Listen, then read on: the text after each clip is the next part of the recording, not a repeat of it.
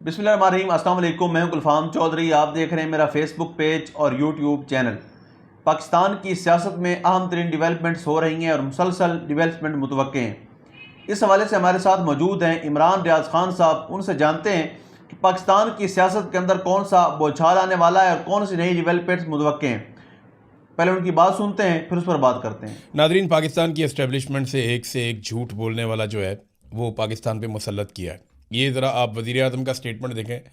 यानी पाकिस्तान का वज़ीर आज़म बनाया 17 सीटों के ऊपर जीतने वाले को, और ज़रा स्टेटमेंट आप देखें उनका कि पेट्रोल पर फ़ी लीटर 95 रुपये और डीज़ल पर फ़ी लीटर 203 रुपये इजाफे की तजवीज़ दी गई थी, जिसे मैंने मुस्तरद कर दिया। डीज़ल की कीमत अगर मैं इजाफा कर देता तो आज 790 रुपये होनी थी, और लेकिन उसको हमने रखा 335 रुपये पे। और पेट्रोल की कीमत भी शहबाज शरीफ साहब कह रहे हैं जी वो बहुत ज़्यादा होनी थी और हमने उसको कम रखा और ये बहुत बढ़ जानी थी। अब कहानियाँ इनकी आप सुने और हकायक आप देखें। देखिए, एक तरफ तो वो ये कह रहे हैं कि ओगरा ने हमें कहा कि 95 रुपये पेट्रोल बढ़ा दो और 205 रुपये डीज़ल बढ़ा दो। चले, अगर ये बढ़ा भी देते ना तो इस वक्त 416 रुपये का पेट्रोल होता और डीज़ल 540 रुपये का होता। लेकिन शहबाज शरीफ को जिसने तकरीर लिख के दी उसको इतना पता ही नहीं था, वो प्लस माइनस ही नहीं कर सका, और शहबाज शरीफ ने ये क्लेम कर दिया कि 544 रुपये का जनाब पेट्रोल बन जाना था और 790 रुपये का जो है वो डीज़ल बन जाना था। देखिए, मैं आपको एक चीज़ बताता हूँ कैसे बन जाना था और क्यों बन जाना था। जितना महंगा आलमी मंडी में पेट्रोल आज है ना, इतना महंगा इमरान खान के दौर में नहीं था। इमरान खान के दौर में ये कीमत इससे भी ऊपर गई थी, कुछ वक्त के लिए इससे भी ऊपर गई थी। हो सकता है आने वाले दिनों में वो लिमिट क्रॉस हो जाए, लेकिन अभी तक नहीं हुई। तो इमरान खान इतना महंगा पेट्रोल खरीद के 150 रुपये लीटर कैसे बेच रहा था? सवाल जो पैदा होता है वो ये है कि इमरान खान इनसे महंगा पेट्रोल खरीदता था और 150 रुपये लीटर बेच देता था, और ये शहबाज शरीफ उस वक्त चौड़े होकर कहते थे कि आलमी मंडी में जो कीमत है इसके हिसाब से 70 रुपये मजीद कम कर दो। यानी उस वक्त कुछ 70-80 रुपये की कीमत कह रहे थे, यहां पे ले आओ, कोई नुकसान नहीं होगा। आज वो कहता है कि जी 790 रुपये लीटर मैंने बेचना है और मैं कौम पे बहुत बड़ा एहसान कर रहा हूं। भाई, इमरान खान तुमसे महंगा पेट्रोल खरीद के 150 रुपये का बेच रहा था, ये सस्ता पेट्रोल खरीद के 325 रुपये से ज्यादा का बेच रहे हैं, और फिर भी कौम पे एहसान चढ़ा रहे हैं कि जनाब हम तो सस्ता बेच रहे हैं, हम तो जेब से पैसा डाल रहे हैं। तो ये सारा फ्रॉड है, झूठ है। हाई ऑक्टेन के साथ इन्होंने जो किया, उसके बाद PIA जिन्होंने खरीदी है उन्होंने रुला डाल दिया। वो आरिफ हबीब साहब आए, उन्होंने कहा जी इस कीमत के ऊपर तो हम PIA को चला ही नहीं सकते, PIA तो बंद हो जाएगी, वो तो खसारे में चली जाएगी।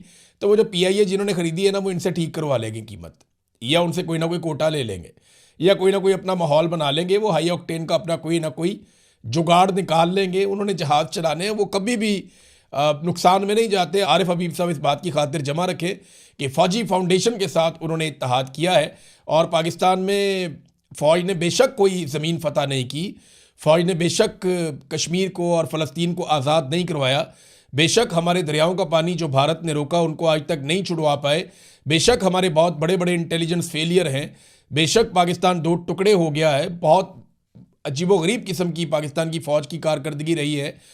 लेकिन इसके बावजूद अच्छी भी रही है बाद औक़ात। ये अभी तैयारे रहे थे इंडिया के, उससे पहले 1965 में हमने बड़ी तगड़ी जंग लड़ी है, हमारे लोग बड़ी बहादुरी से लड़ते भी रहे, ये बात भी ठीक है। लेकिन कोई ऐसा कारनामा नहीं है जिसको हम कहेंगे ये इलाका पूरा ऐसा है जो पाकिस्तान की फ़ौज ने फतह किया है। पाकिस्तान जब बना था ना तब बड़ा था, आज छोटा है। चाहे आप जाके इसको नाप लें गिलगित बल्तिस्तान में, जहाँ पे आपके ग्लेशियर्स हैं, वहाँ पे जो इलाके हमारे हुआ करते थे वो अब इंडिया के कब्ज़े में है। चाहे आप इसको नाप लें रकबे के नुक्ता नज़र से, पूरा का पूरा बांग्लादेश टूट के अलग हो गया, एक अलग मुल्क बन गया। तो पाकिस्तान की ज़मीन गई है, पाकिस्तान को ज़मीन मिली नहीं है। जब से पाकिस्तान बना उसके बाद से लेकर अब तक पाकिस्तान छोटा हुआ, बड़ा नहीं हुआ। फ़ौज का काम था कि पाकिस्तान की ज़मीन की हिफाजत करती, लेकिन बदकिस्मती से नहीं हो पाया। लेकिन फ़ौज ने कारोबार में कभी नुकसान नहीं किया। आज तक एक भी कारोबार ऐसा नहीं है जहाँ फ़ौज को नुकसान हुआ, चाहे DHA हो, चाहे इनका खाद बनाने का कारोबार है, चाहे बैंक का कारोबार है, चाहे एजुकेशन का कारोबार है, चाहे सड़कों का कारोबार है, कंस्ट्रक्शन का कारोबार है, और बेशुमार दूध का कारोबार है, मक्खन का कारोबार है, बहुत सारे कारोबार हैं। अब तो उसमें भी आ गए हैं ये जो मोबाइल फ़ोन कंपनी है वो भी एक बनी हुई है। तो बड़ा कारोबार है, सियाहत का कारोबार में भी आ गए, अब तो ज़राअत के अंदर भी आ गए हैं, मादनियात के अंदर भी आ गए। तो फ़ौज को कभी नुकसान नहीं होता है, ना फ़ौज के ज़ैली इदारे को नुकसान होता है, बेफिक्र हो जाए आरिफ हबीब साहब, ये आपका मामला हल हो जाएगा।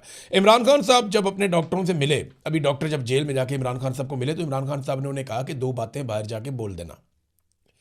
इमरान खान साहब ये चाह रहे थे कि कम से कम 2 बातें ऐसी हैं जो दुनिया को पता चले। वो ये समझते हैं शायद दुनिया को बिल्कुल पता नहीं है, क्योंकि उन्हें दुनिया से काट के रखा गया है।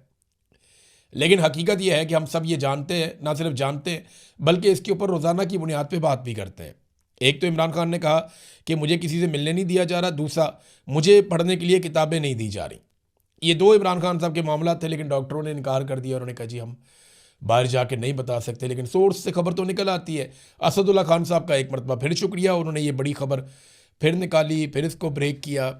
तो अब आ जाए नाजरीन कुछ बड़ी खबरों की तरफ।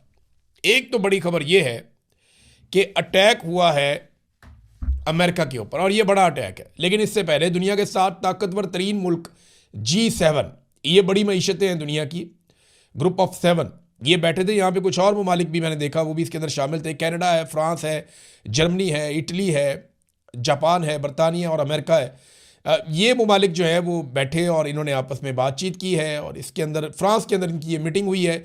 इसमें अमेरिका के जो सेक्रेटरी खारजा हैं मार्को रूबियो, वो भी इस मुलाकात के लिए गए। यहाँ पे 2 बड़ी अहम चीज़ों पे बात हुई। एक तो उन्होंने कहा जी कि फौरी तौर पे जंग का खात्मा किया जाए, और जो शहरियों के ऊपर हमले हो रहे हैं ना, वो ख़त्म होने चाहिए। जो आम शहरियों का नुकसान हो रहा है वो नुकसान नहीं होना चाहिए। और दूसरा, आबनाए हुर्मस की नकलो हरकत को भी खोला जाए, इसके लिए कोशिश की जाए। तो ये अरब ममालिक भी कोशिश कर रहे हैं, यूरोपीय ममालिक भी कोशिश कर रहे हैं। लेकिन ईरान का नुक्ता नज़र बड़ा तगड़ा है। वो साफ कहता है जी देखिए ज़्यादती हमने शुरू नहीं की, हम तो मुज़ाकरात कर रहे थे, हमें तो अमेरिका ने और इसराइल ने टारगेट किया है, उन्होंने हमारे ऊपर हमला किया। और ईरानी साफ कहते हैं कि नेतन्याहू ने डोनाल्ड ट्रंप को लाके इस लड़ाई में इसलिए फंसाया कि डोनाल्ड ट्रंप को एप्स्टीन फाइल की वजह से और दीगर कुछ चीज़ों की वजह से शदीद मुश्किलात का सामना था। अब देखें ना, 28 तारीख आ गई है, अमेरिका के अंदर नो किंग मूवमेंट जो है वो आज चलेगी। अब देखते हैं नो किंग्स मूवमेंट में कितने लोग निकलते हैं। 9 मिलियन का उनका तखमीना है, 600 मुकामात पे वो एहतजाज करने जा रहे हैं। तो डोनाल्ड ट्रंप के लिए काफ़ी दिक्कत पैदा हो सकती है। देखते हैं क्या होता है। अमेरिका को फ़िलहाल जवाब का इंतज़ार है। जब मार्को रूबियो ने बातचीत की मीडिया के साथ, तो मार्को रूबियो ने यह कहा कि हम इजाफी फ़ौज ज़रूर भेज रहे हैं खलीजी ममालिक में, और वो वहाँ पे रहेगी। और वो इसलिए रहेगी ताकि डोनाल्ड ट्रंप कल को कोई फ़ैसला करते हैं तो उस फैसले को करते हुए कोई दिक्कत ना हो। यानी वहाँ पे हमारे पास इजाफी फ़ौज भी होनी चाहिए, हथियार भी होने चाहिए, सिस्टम भी होना चाहिए कि जंगबंदी करनी है या लड़ाई को बढ़ाना है। दोनों सूरतों में डोनाल्ड ट्रंप के पास ऑप्शंस खुले रहें और सहूलत मौजूद रहे। तो उन्होंने एतराफ़ किया कि वाकई में जो खबर दी गई थी कि अमेरिकन फ़ौजियों की नफरी को बढ़ाया जा रहा है खलीजी ममालिक में, वो खबर दुरुस्त थी। साथ ही साहब उन्होंने कहा जी कि हमें ईरान का इंतज़ार है कि वो जो 15 हमने उनको मुतालबात उनके सामने रखे हैं, उनका जवाब क्या आता है। देखें, 5 मुतालबात ईरान के भी हैं। ईरान ने भी अपने मुतालबात अमेरिका के सामने रखे हैं। जी बिल्कुल, जिस तरह से आपने सुना, इमरान रियाज खान साहब ने पाकिस्तान की सियासत में अहम तरीन डेवलपमेंट्स हमारे सामने रखी, और उन्होंने बताया कि पाकिस्तान की सियासत में कितनी बड़ी तब्दीलियाँ मज़ीद मुतवक्के हैं। यानी इस वक्त पाकिस्तान की सियासत इंतहाई मुतनाज़ बनी हुई है और सियासत से ज़्यादा मामलात अदालतों के अंदर चले गए हैं। लेकिन इस सूरत हाल के अंदर फिर भी अगर ये सियासतदान इकट्ठे होकर बैठें और पाकिस्तान के अंदर जमहूरियत की बहाली के लिए कोशिश करें, तो कोई ना कोई मुतवाज़िन रास्ता निकल सकता है। अल्लाह पाक वतन अजीज़ का हामी और नासिर हो। पाकिस्तान जिंदाबाद।